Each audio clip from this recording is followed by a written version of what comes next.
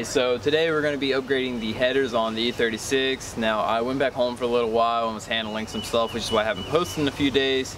So we're going to come back, get straight to work on this. The car's been sitting in the garage for a while. I haven't really been doing much with it, so it's going to be nice to get back to work on it and show some love again.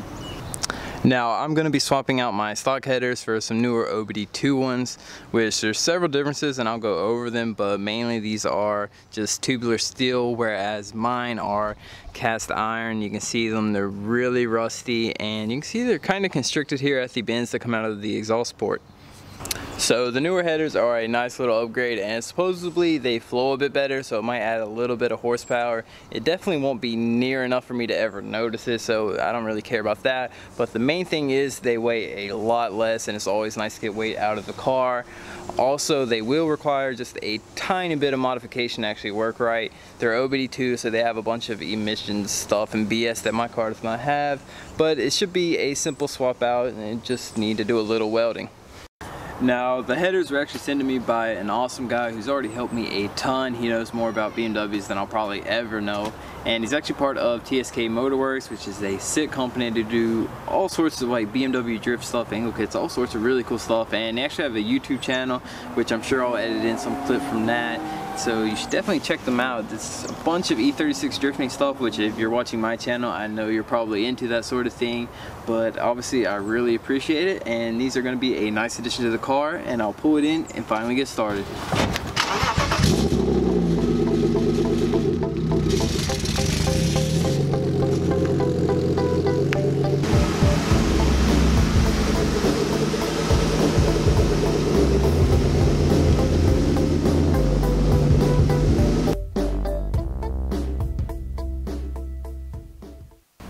Well, I got the car in the garage, and the first thing I need to do is just remove the entire exhaust from the car, which normally is a big pain, but I've taken mine off and on a billion times, so it should be pretty simple and go smoothly.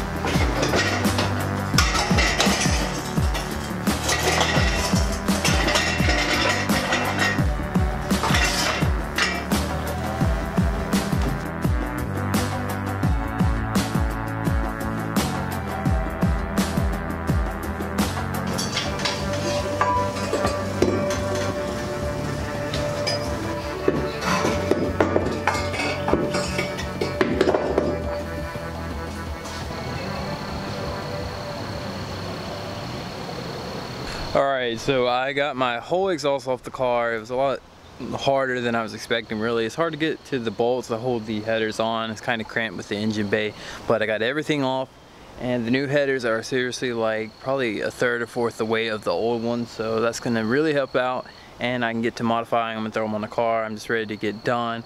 But before I do that, since the headers are off, it gives me a chance to test fit my new turbo manifold and see how the turbo fits. It's probably not gonna fit. I give it about 90% chance, but we'll give it a shot and see how it works out. I'm depressed. Is that what, Urge? What? These buckets of junk you have are now all over me. My pants, my hands, my shoes. These pool noodles.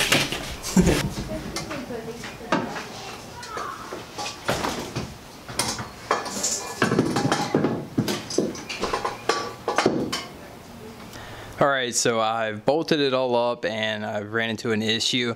If I was to even try to remotely bolt this up, it's going to hit here on the strut tower. It's pretty much going to be impossible to use this manifold. Now, what I didn't realize for about 3 weeks after getting the manifold was that the seller it was purchased from actually sent me the wrong one. Now, in the picture, it's a newer style top mount, it's flat, it's completely different from that one, which they probably just saw the order, looked at a box and like E36 turbo manifold and probably just grabbed it and sent it, but it's the wrong one, which really sucks. I'm not gonna be able to really use it unless I just chop it up and do all this stuff just to make a turbo bolt up to it. So I'm gonna call them, hopefully they can refund refund it or swap it out or something along those lines. If not, I'll just buy a new cast manifold. It's no big deal. It just sucks that I'm kind of getting screwed over because of a simple mistake. A few moments later.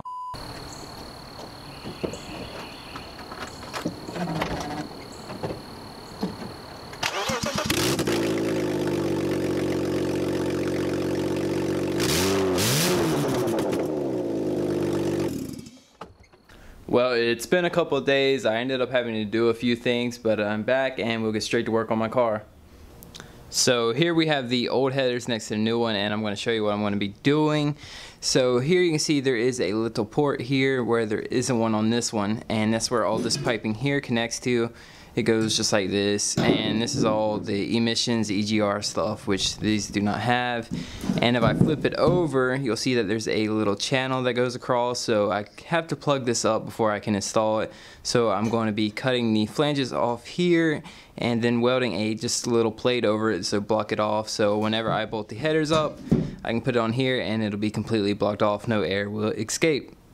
But enough talking, let's get to installing these headers.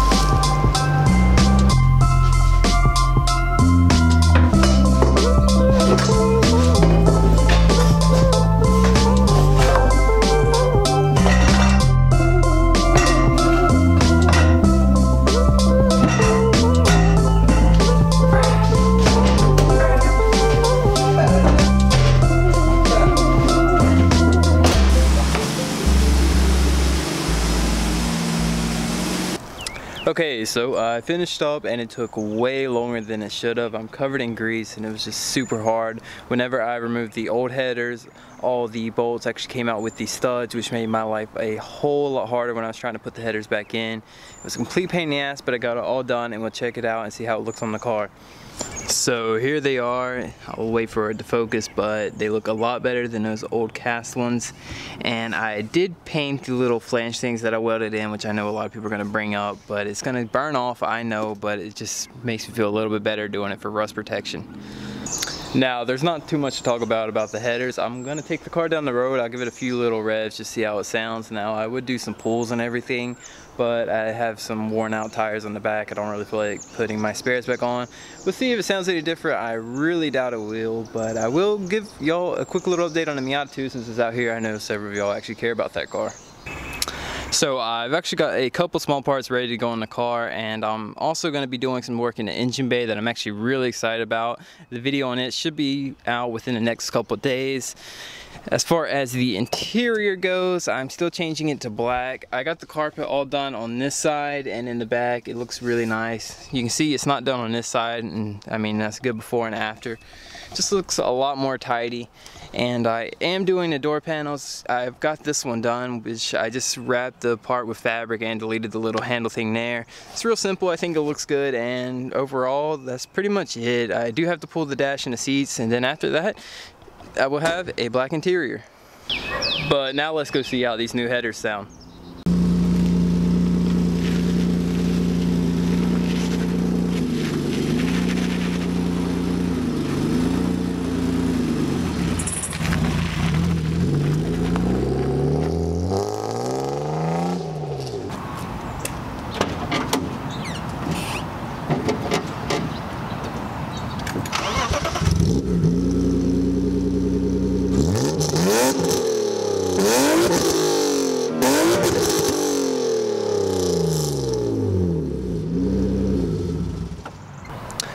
It sounds pretty much the same. I can't really tell a difference. I was giving it a lot of revs, see if it'd backfire or anything, which it did a little bit, but it didn't shoot flames, which is kind of disappointing, but I was just a little bit curious. I felt like kind of an asshole giving it so much gas because I'm in a parking lot and there's a bunch of cars around, so I look like a douchebag with shark teeth on the side of my car. But that's my header install. Hopefully it'll give me a little bit of a performance upgrade. It definitely got rid of quite a bit of weight, and there's a bunch of other stuff I'm going to be doing to the car soon. I'm trying to get back to work on it, but it's got some stuff I have to do to it. It has to be inspected this month, which I am absolutely dreading. It's going to be terrible. Really, I'm just worried about the windshield, but hopefully I can get it inspected. And after that, I have to pull the differential out. Mikey is getting mine, and I'm getting his 391, which should be a very nice. I'm excited to make a video testing it out, seeing how it drifts and everything. And I did pick up some more spares, so there will be a lot more drifting now. But that's pretty much everything. I'm not going to talk too much. I do have a autocross event coming up for the Miata, so stay tuned for that. There's going to be a bunch of videos coming. I'm trying to put out as much content as I possibly can, but stay tuned. If you enjoyed the video, drop a like, and as always, until then.